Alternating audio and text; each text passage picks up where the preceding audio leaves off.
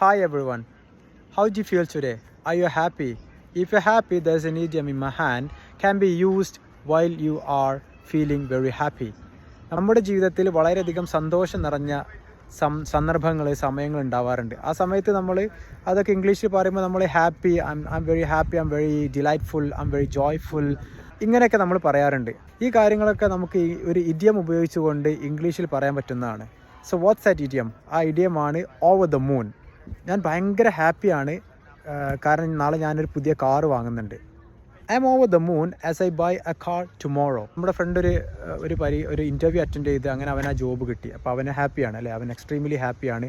അത് നമുക്ക് ഈ ഒരു ഓവർ ദ മൂൺ വെച്ചിട്ട് പറയാൻ പറ്റും. My friend is over the moon as he crack the interview. അപ്പോൾ ഇങ്ങനെ ഒരുപാട് സന്ദർഭങ്ങൾ നമുക്ക് ആം ഓവർ ദ മൂൺ എന്ന് പറയാൻ പറ്റും. ഞാൻ നിങ്ങൾക്കൊരു മലയാളം സെൻറ്റൻസ് തരാം, അത് ഓവർ ദ മൂൺ വെച്ചിട്ട് ഇംഗ്ലീഷിലേക്ക് മാറ്റി താഴെ ഒന്ന് കമൻറ്റ് ചെയ്യാം. എൻ്റെ സുഹൃത്ത് ഭയങ്കര ഹാപ്പിയാണ്, കാരണം അവന് പുതിയൊരു ബൈക്ക് കിട്ടി. Please comment below. Thank you.